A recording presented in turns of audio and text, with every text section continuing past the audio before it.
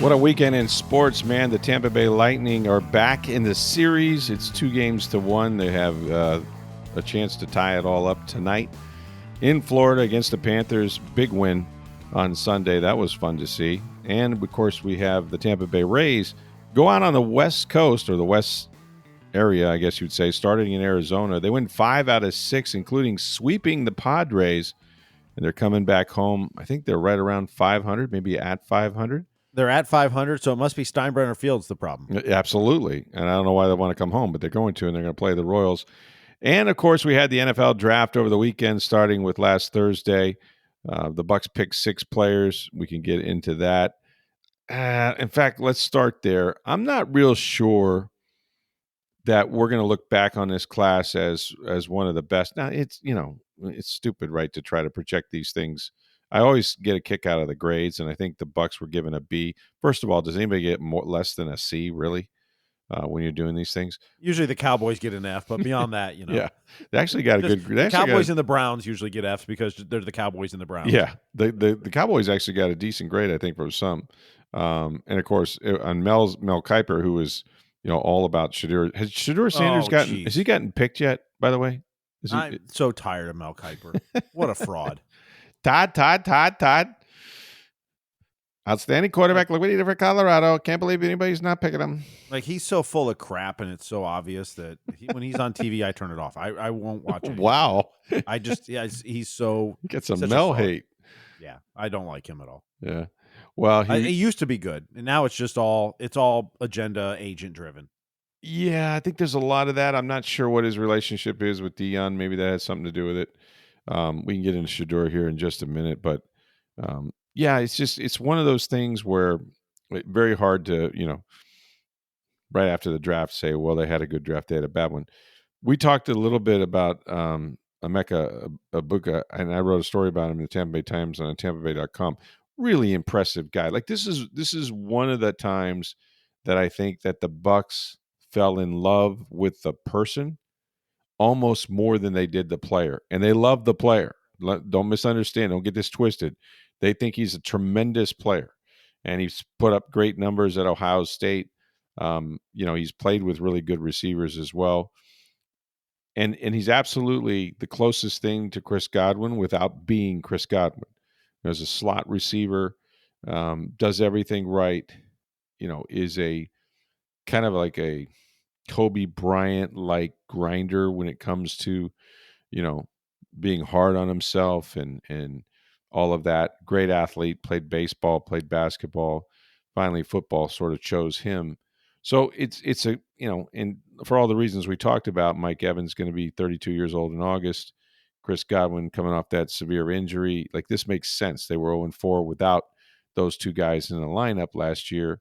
And you still have Jalen McMillan. So a good array of receivers for Baker Mayfield to throw to. A lot of depth there. And it's going to be exciting to see what he can do. However, I think and I would never pass, and Todd Bowles signaled this to us in March, that he wasn't going to pass up on a good offensive player just to fill a perceived need on defense. But they had some real needs on defense. And even though they addressed some of those later, much of the draft, the next 4 picks, I guess, it still felt like this was a choice for tomorrow rather than today. Now, that may pan out, in the long run, and they've had a lot of success with Mike and Chris. Maybe this is the next one. And Jalen McMillan at the end of the year looked like the real deal. But when I look at this draft and I see where, they did address, edge rushers, and they, they got 2 defensive backs, not just one, but the other one, being more of a nickel type corner. I just don't know, there's no inside linebacker, and inside linebacker was not a strong position in this draft. And then the other thing, and we can get into this a little bit, with their second round pick, they took Benjamin Morrison, the corner from Notre Dame, which would be a fine selection. And maybe he works out okay, right? Because he's got ball skills, and they want guys that can take the ball away, right? He wants ball hawks. Well, that's who Benjamin Morrison is. The only problem is, the reason you're drafting a corner in the first place is because your other corner can't stay healthy. 2 years ago or a year ago, it was Carlton Davis who they traded out of here to Detroit because he can never stay healthy. And now you have Jamel Dean, who's missed like, I don't know, 9 games or so in the last 2 years and has trouble staying healthy. And you replace him with a Benjamin Morrison who's coming off hip surgery. He only played 6 games for Notre Dame last year, but it wasn't that he got hurt in a game. Like, this is something that's more of a genetic type condition. He had hip surgery on the other hip in high school. So I understand how valuable the doctors are. And believe me, Dr. Graythorne does a great job, and I'm sure they had all their physicians look at him. But don't you feel like, isn't there a part of you, Steve, that goes, wait a minute, you need a corner because your guys can't stay healthy, and you're taking a guy that I swear to you, even though he did like, I guess he had some availability and he did a workout the other day that the Bucs did have a representative at. But even though that was the case right before the draft, I don't think anyone's committing to him being ready for the rookie minicamp. Maybe not OTAs. Let's see what happens in training camp. It's sort of like doesn't make sense that you desperately need a corner because your guy can't stay healthy and you take somebody who's coming off a hip surgery. It's always the hard part about drafting players. Yeah. Because there's players that have tremendous skill but are injury prone. And so what's the risk with it? I mean, look at one I know, Will Johnson. Yeah. Going into the season was supposed to be the number 1 overall draft pick. He could have been, yeah. And when he's on the field, he's tremendous. That's right. Can't stay on the field. Mm-hmm. Couldn't in 3 years at Michigan. Was always hurt. Yeah. A toe, a leg. It was always something. That's right. Like, they always say your best availability or your best ability is availability. Mm-hmm.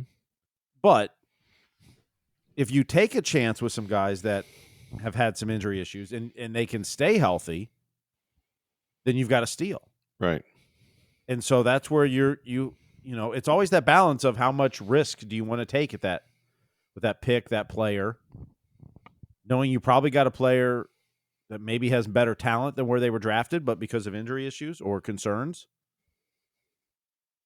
And so it's that balance of how much risk can you take in that? Because if they stay healthy, you may get one of the biggest steals of the draft. Mm-hmm. And we've seen that with players before too, where they fall because of injuries or staying on the field issues, but they turn it around, they stay healthy, and wow, now you got a player that should have been drafted a lot higher than they were. And I think teams have to weigh that with positions, with players, with their team, and what their doctors say, quite frankly. And if the Bucs took them knowing that they've always had injury issues at cornerback, then you got to assume they feel pretty comfortable. Well, they might, and all you can do is listen to doctors, right? And there's no question, like, this guy when he's on the field is exactly what they want. He takes the ball away, right? He plays with his back to the quarterback, covers guys so well that he still is able to snap his head around and make interceptions. But last year, and I don't think this got enough attention. So last year they draft Savassier Dennis, right? An inside linebacker from Pittsburgh. Yep. Right? And they play him pretty early on. They're going to platoon him with Kenny Britt. Kenny Britt's going to, or KJ Britt. Kenny Britt used to be a player here too. KJ Britt, linebacker. They're going to play him with KJ, and they're going to platoon him. KJ is going to play, more first, second down run plays, that sort of thing. He's a downhill thumper. But when they get into passing downs, he's going to do some job sharing with Savassier Dennis, who's really good in coverage. And so they start out the season, and that's what they're doing. They go to Detroit, and Savassier Dennis is electric. Has an interception, PBUs, tackles, first down saving tackles, all that stuff. Like he's all over the field. It's like, wow, they got something here. They really do. Unfortunately, after 4 games, he injures his shoulder and he's on IR for the rest of the year. Okay, and now he's coming back off that injured shoulder. You know what we found out? They were aware that shoulder was going to be an issue when they drafted him. They knew that there was going to come a time when he was going to need surgery on it. And yet they drafted him, they prepared to play him, and then he hurt it. So what did it cost them? Did you see the middle of the field last year? Did you see how they attacked Levante David and KJ Britt because Servatier Dennis wasn't around? So you took a chance, right, on a guy you knew that you doctors looked at and said, yeah, he's got a bit of a shoulder issue here. Don't know how long it's going to hold up. Boom, doesn't hold up. And he's out for the season. That feels a little bit like this guy, you know? It does, but there's also, and that's the part of the draft too, where you're drafting for this year, but you're drafting for the next 4 True. years, really. Yeah. I mean, the players are under contract for 4 years. A first rounder, you Yeah. have the 5th-year option. Yeah. Like, taking Ibuka first. I mean, he's not going to start. Not He'll unless play. unless there's he injuries pushes or out the whatever. number 3 receiver in Jalen McMillan, which he could. But he could, but I'm not anticipate he'll start. He'll see lots of playing time, and then as the season progresses, if Mike or Chris need weeks off or are hurt, that's going to happen Right. or could happen. But you're drafting. The Servatier Dennis was a risk, but it wasn't about just last year. You're drafting for the future as well. Yeah. So if you think the upside is okay, maybe we lose part of a season or a lot of OTAs, whatever, if we're going to do it in the off season. Yeah, but he's our answer at corner for the next 5 to 10 years, if that's Right. what you believe. Yeah, I mean, that's in with Dennis or with Morrison. That's what you're. It's not as simple as just who's going to be the best player for me this year. Agreed, and I know this isn't always possible, but I want the healthy guy because you're right. The best ability is availability. You've got it there, and there are some guys that are just Iron Men, but they get hurt. Ronnie Barber never missed a game. You telling me he wasn't hurt? He played with a torn PCL. Yeah. Derek Brooks, same thing, right? You couldn't take him out. They couldn't pull him out of the lineup. They probably fudged some injury reports in those days. But no, it's not the same. But you keep re-signing Chris Godwin.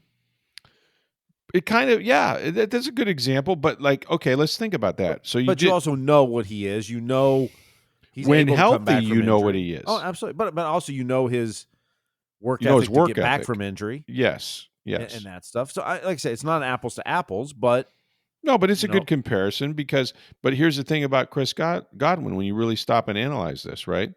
When he tore 3 knee ligaments in December of 2021, and he was able to find his way back into the lineup the next September at Dallas, it was remarkable. Now, they did a couple things.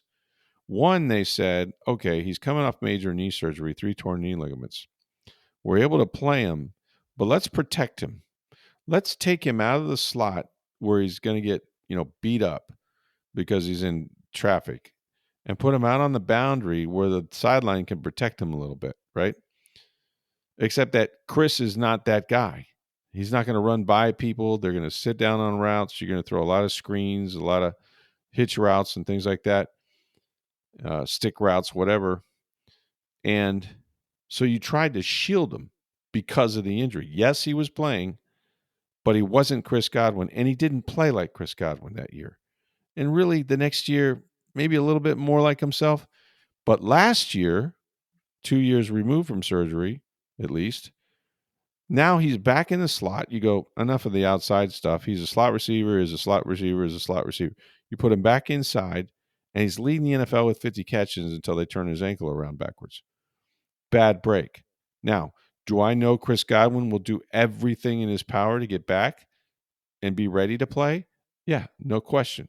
And they paid him even though he had that horrific knee injury. They still gave him a ton of money. And they're giving him plenty of money this year.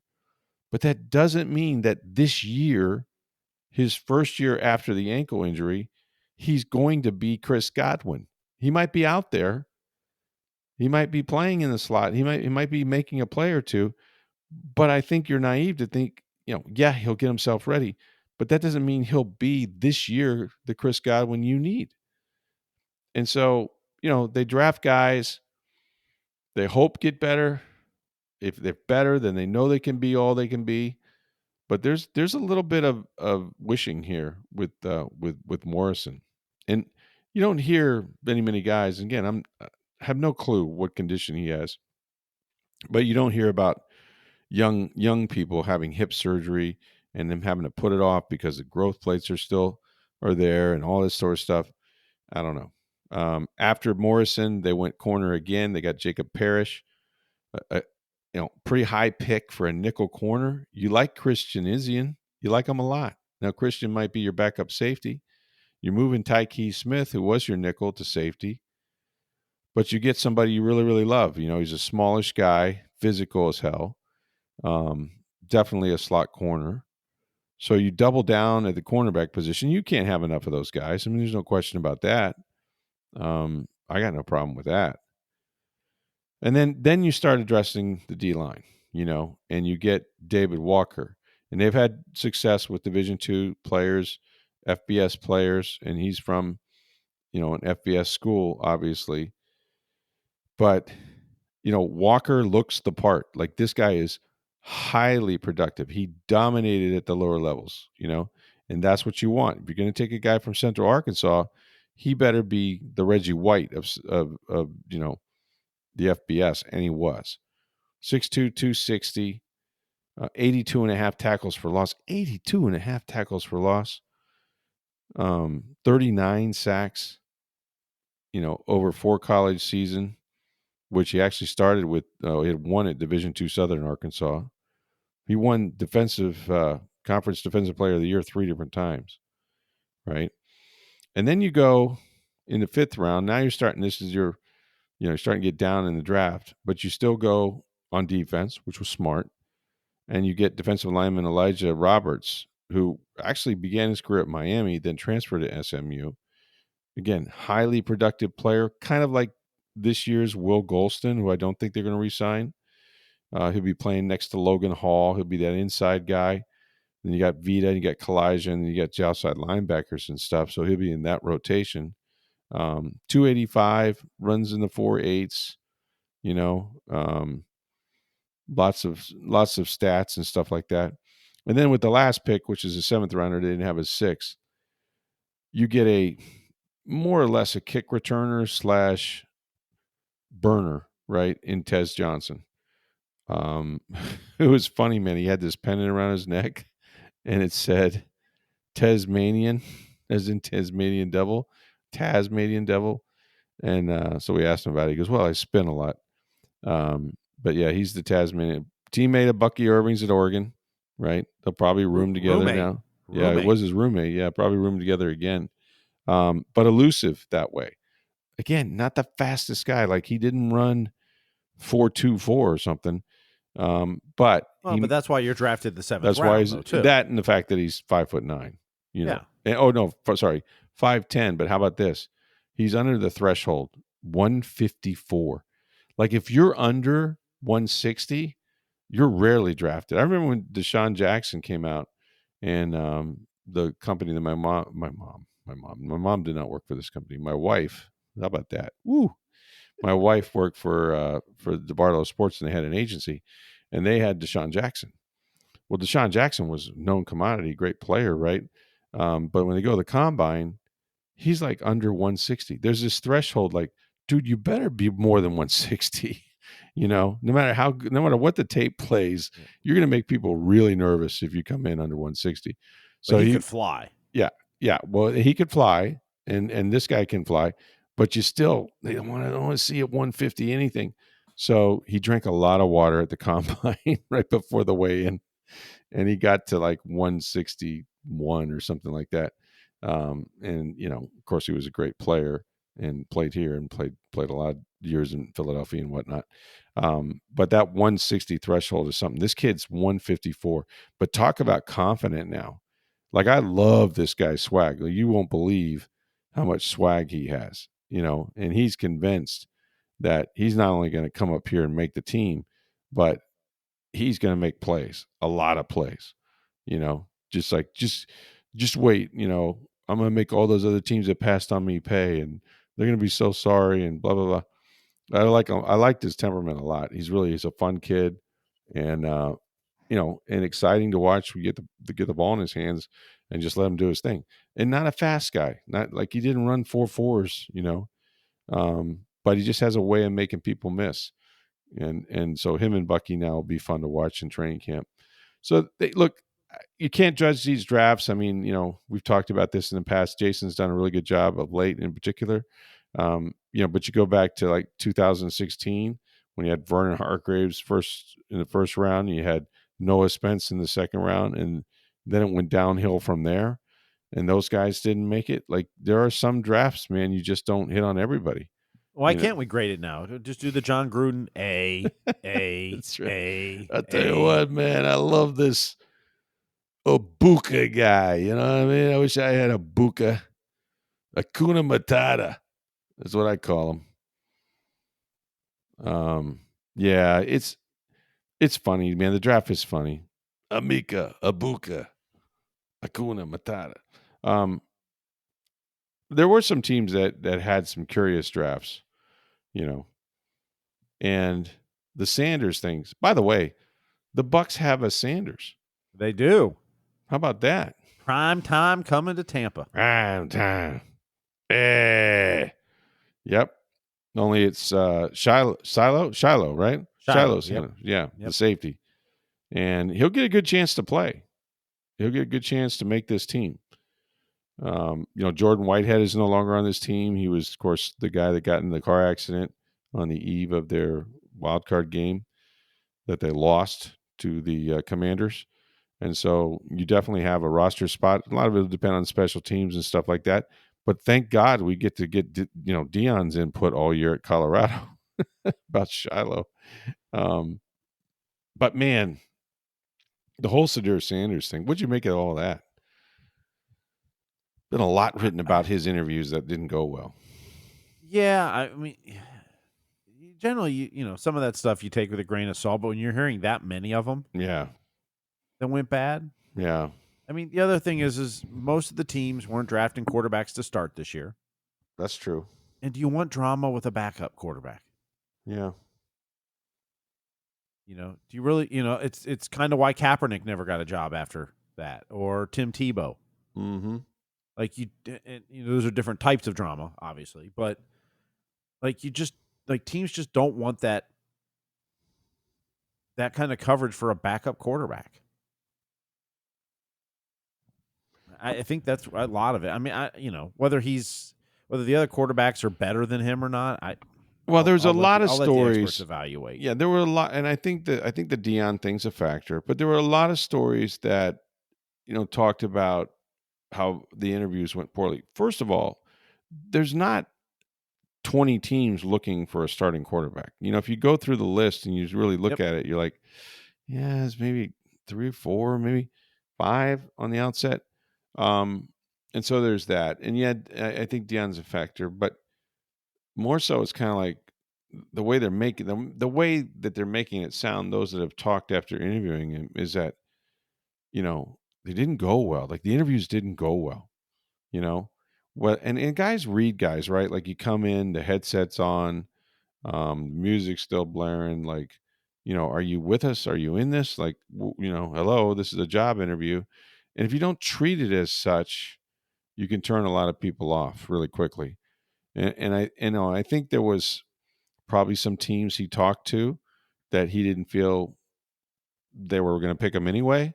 And so he wasn't maybe that interested. And so you got some bad press, you got some bad comments from some front office types, and they made him sound like a little bit of an entitled brat, But this is a guy that's only been coached by his dad, right?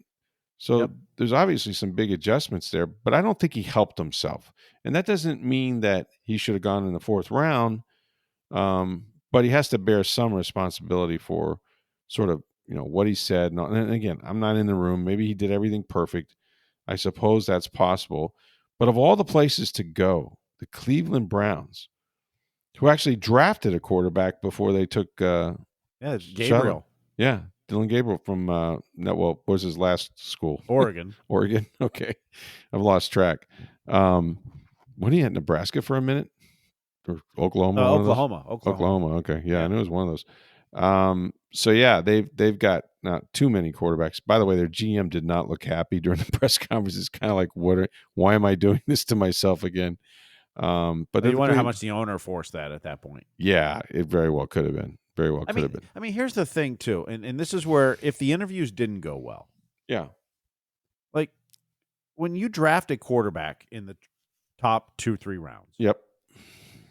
particularly if you're going to draft in the first, but even the second, like, you don't get to, like, a GM and coach don't get too many of those to draft. No, maybe one each. Yeah. Yeah, and if you screw it up, Oops. that's bad.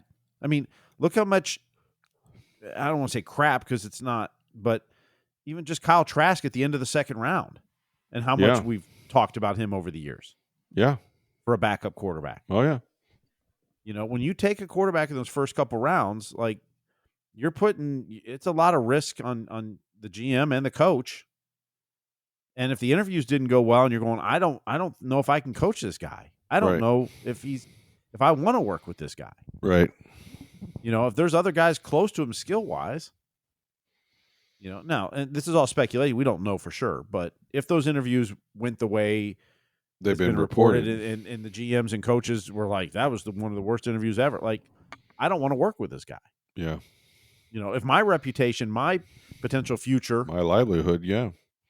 I'm going to count on this guy. I mean, in any other position, receiver, running back, cornerback, like, you can miss some. Right. And it's okay. You miss quarterbacks early, that's a different story. Mm-hmm. And that's the face of your franchise. That's the most, important leadership position typically. Yeah. I mean, things don't go well. Okay. And I think at least some of the reports I read that like he was not liked by a lot of his teammates anyway. But say things don't go well. If you're hearing from the Colorado team at large, with the exception of maybe his brother, but if you're hearing from the Colorado team when you go out there, they're like, oh, this guy, he's terrible. Like he's pointing fingers. Nothing's ever his fault. He's just awful. He's a terrible teammate. Like if you're hearing that, you can't ignore it, right? It might be a skewed opinion of some people, but it's not like it's part of the calculus. Like you have to bake that in the cake. That and the fact that there wasn't a ton of teams looking for a starting quarterback. I mean, it's ironic the Browns got him. The Browns? How many quarterbacks can you draft or acquire? Well, You know? It's I mean, crazy. just look at the jersey of the list they've had since 2000 or whatever. Oh my God. It's unbelievable. I mean, how many more are they adding this year? Gabriel, Sanders. Kenny Pickett Yeah. got traded there. I mean, You got Joe Flacco. Joe And you Flacco. still don't know what's going to happen with Deshaun Watson. I know Watson's probably out, but he's still getting paid. He's still on a roster. Like, it's nuts how many guys they got. So that was kind of a shock, I thought. Just the whole falling thing. Like, it became the story of the draft, and Just ask Mel Kiper. oh, he liked them a lot. You think? Yeah, should have Cam been. Ward goes number one. That should have been should have been Sanders. That's all they did. Right. Todd. Don't understand what they don't like. This is a guy did everything right. Colorado took him made him relevant. All I know, no bad things off the field. They won't draft him. And it was every pick though. It was like, look, Todd, this team doesn't even need a quarterback, but you're still mad at him because it didn't take Sanders. It's like Buffalo Bills could have used him. Josh Allen might be good. He's in front of him, but why not Shedeur Sanders? Why not?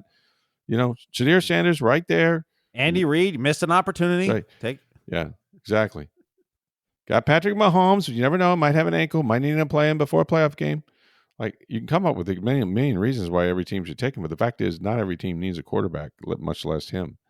But it is look. He's got all the fire now, all the motivation, right?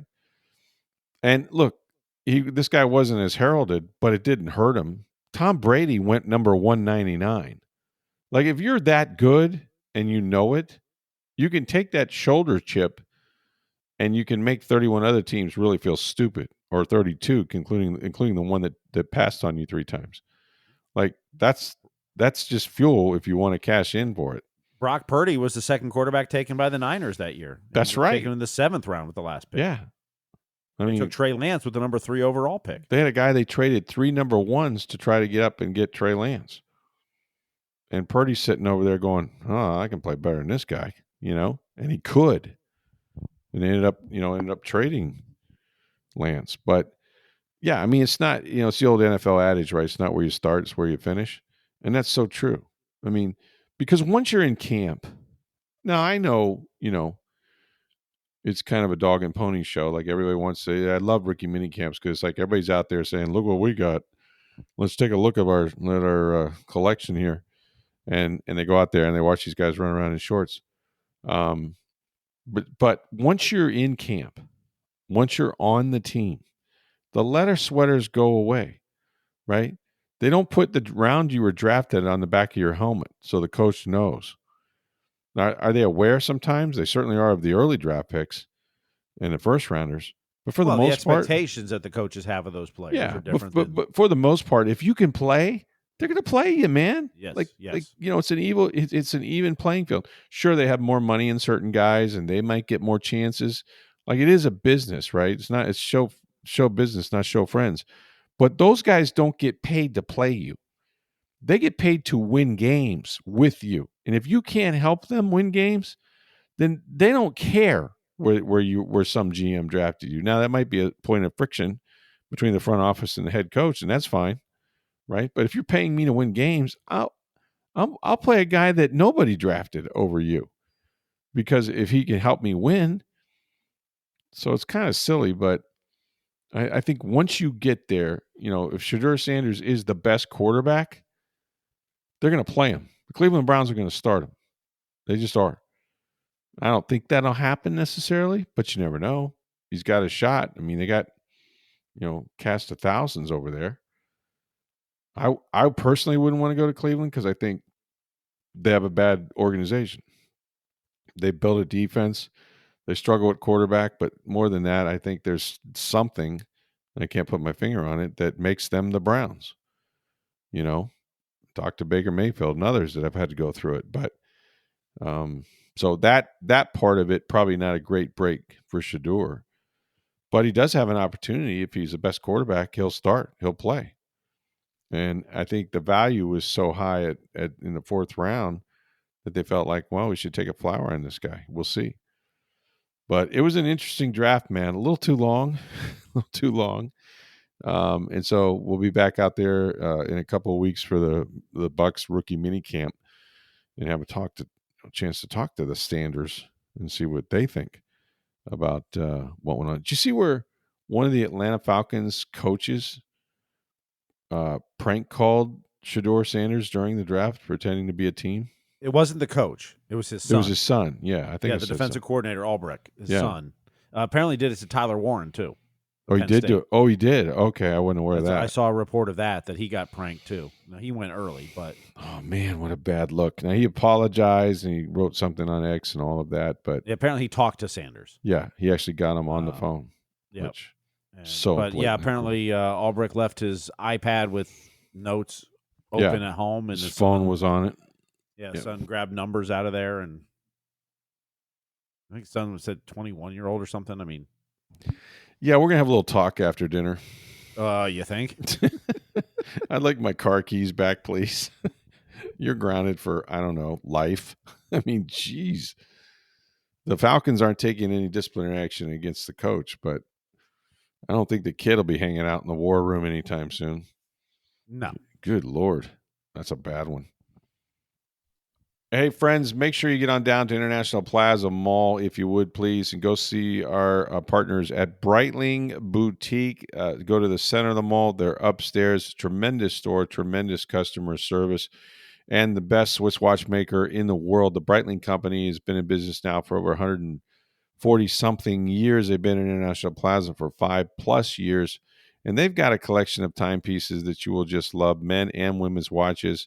They're known for the Navitimers, the Chronomat watches, beautiful men's watches, and they've been doing this thing celebrating the NFL's 104th year anniversary. 32 different team watches while supplies last. You can go on TampaBay.com and you can see the Bucs team watch. It's fantastic. It's got the red face and the Chronomat, and it's got the logo in it and all that stuff. These are terrific timepieces to keep. It's Brightling Boutique. Go see them about your wife or your girlfriend. She might want one of their sports watches, all kinds of different colored wristbands. And if she's on the go like my wife, these things are very durable and they remain beautiful as well. Brightling Boutique, International Plaza Mall. Make sure you let them know that you heard about it on Sports Day Tampa Bay. Okay, so they're alive. They're alive. The Tampa Bay Lightning are alive after their big win in Sunrise. And if they win tonight, Steve Versnick, I think we're going to be talking about sort of what they did a few years ago to the New York Rangers after falling down 2-0. Well, yeah, I mean, that's why in hockey, too, there's been more comebacks down 3-0 than any other sport. Right. That home ice doesn't count for much? It does a little bit, but momentum doesn't really carry over game to game, so it's what you make of it. I think the Lightning came in ticked off. Brandon Hagel was suspended. Yep. I think that kind of galvanized them, and I think just being down 0-2 after losing at home ticked them off. Yeah. And they even got down early in this game. Tkachuk with the goal, less than 3 minutes in. Yeah. And they were down 1-0. And remember, they hadn't led in this series yet. No, not until they did on Sunday. Yeah, so they get the goal late in the first to tie it, and then actually Florida had pretty much controlled that first period. You were worried. Oh yeah, Florida was outplaying Tampa the first period. Oh yeah, but Vasilevsky kept him in the game. Then you get the game tying goal, and then the second period, much more even period. You take the lead finally. Yeah, I think that changed playing with everything. the lead is so changed so everything. Yeah, yep. Score first or get the lead. Yep. And they were able to build on it, and actually at one point, kind of expanded it as well. Okay, so we have a series now, and John Romano wrote about this in the Tampa Bay Times and on TampaBay.com. So they suspended Brandon Hagel for a hit. Yes. And then the other day, Matthew Tkachuk takes a run. Yes. At one of the Lightning players, and it was Kucherov, wasn't it? Gensel. Oh, Gensel. I'm sorry, Jake Gensel. Gensel on the empty net goal with 5 minutes to go. That's right. Was so he took a run, and however, the NHL looked at it and said no suspension for Tkachuk. Correct. And there's been some interesting back and forth sort of repartee between John Cooper and the Panthers head coach. So Hagel in game 2 hit Sasha Barkov. Right. Unsuspected, and Barkov had never played the puck. Now, he was trying to play the puck, never got it on his stick. But it was in the area, at least. Yeah, Hagel, I don't think realized he didn't touch it. Yeah. But I also... He got a boarding penalty, didn't he? I thought it was interference. It was a 5-minute major for interference. I thought the Hagel penalty, I know a lot of people initially were like, that's not a 5-minute major. I thought it was. Because a couple of reasons. One, even if Barkov had played the puck, it was already gone. You launched at him, shoulder towards the head. It was a headshot too, yeah. He left the ice, and I think that's a key part of it. Yeah.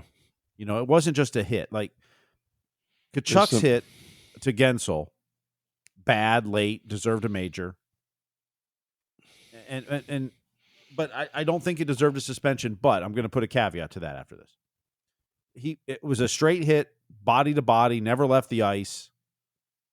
Late, everything else, like it deserved a penalty. Yeah. And in the textbook of what a suspendable hit is, that was not it. But, and this is where the NHL has problems at times. So Hagel's hit gets a suspension, and it probably deserved it. I think it was borderline whether suspendable, but I understand why they did, because it was not a good hit. But Tkachuk's hit, while everything about a hit was legal other than it was late, right? The type of hit. But here's my problem with it. It's 5 minutes to go in the game. Cirelli's about to put the empty netter in to go up 4 goals on you. Tkachuk doesn't give a crap whether he's kicked out of that game. It doesn't matter. No, all that matters is the next I'm game. trying to go hurt somebody. And for that reason alone, he should be suspended. But there's no rule in the NHL to do that. Yeah. Like, he made a calculated guess of it. Go ahead, give me a 2-minute, 5-minute. I don't care. I'll end my day early. We're going to lose anyway. I don't care. This game's over, so I'm going to go hurt somebody. Yeah. And that should be punished. Yeah. Intent. Maybe even harsher than Hagel's, because I don't think Hagel had any intent to hurt. Now, it was a bad hit and probably deserved the suspension. I can't make a case not to for Hagel. It's just so hard to prove intent, but I would agree with you. I think it was intentional. But Tkachuk's was late. He knew it, and he went to hurt somebody. Yeah, and he's done it before. He's done it before. He's got a history of it. And that alone should factor in. That alone he should be suspended for. Yeah. Because that's what you don't want in the game. Like, there's going to be bad when you're in a sport that has hitting and fighting. There's going to be bad hits, no question about it. Mm-hmm. But he made a calculus there of like, it doesn't matter if we go on the power play the rest of the game. It doesn't matter because this game's over. Right. And so I'm going to go hurt one of their best players who had a great game. Mm-hmm. To me, that's suspendable. Right. But the NHL doesn't do that. And that's why you get frustrated with leagues like that. Like, it's about protecting players. Then protect your players. Right. Like, that's a dirty hit. The hit itself was a hit and like I said, late. But the intent of it was so dirty. He wasn't making a play. I mean, it was solely for the purpose of hurting a guy. He knew it was late. He said, I'm gonna take my run anyway. I'm gonna make my run at this guy. That deserved to be suspended. Yeah. No question in my mind. But it never will be in the NHL. And I think that's a problem. Yeah. To be honest, what the Lightning should have done is Gensel should have limped off the ice and not come back the rest of that game. Maybe he gets suspended then. Yeah, that's true. Like, seriously. I mean, but you shouldn't have to do that. No, that's the thing. You shouldn't have to sell it. Matthew Tkachuk, Tkachuk, who's done this before, that's a dirty play. Yeah. That's a dirty play by a dirty player. Mm-hmm. And Tkachuk doesn't need to do that in his game.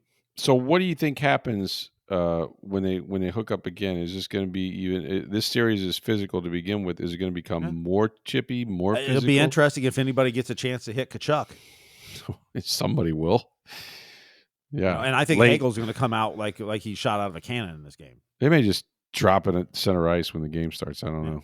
Yeah, I don't know. I just, like I said, the hit itself that Tkachuk put on doesn't deserve to be suspended. It was late, deserved the penalty, all that, but the intent late in the game, knowing it does. Go ahead, give me a penalty. I don't care. Like, that's a problem. If you want to protect safety, that's a problem. But at least we have a series now, and if they're able to grind a win out, then the Lightning are in terrific shape coming back home. Mm-hmm. Also have home ice in a game 7, so it's good that they punched back because clearly you can't go down 3-0. It's hard enough to come back when you lose the first 2 at home. So I feel good about the way they played. I felt good about Vassy. And sometimes you just need to lift the lid off that goal. And they finally got some and finally got the lead. Like, that's been the whole thing, man. They can't play with the lead. Yep. They haven't had it. Well, and the penalty kill, which was, went 0 for 3 in the first game, has been great since. It's been great ever since, and without Hagel in that game. And, and Cirelli was in the box for a couple of those penalties. Oh, you were undermanned as hell, and they still got it done. They still stepped up. Mm-hmm.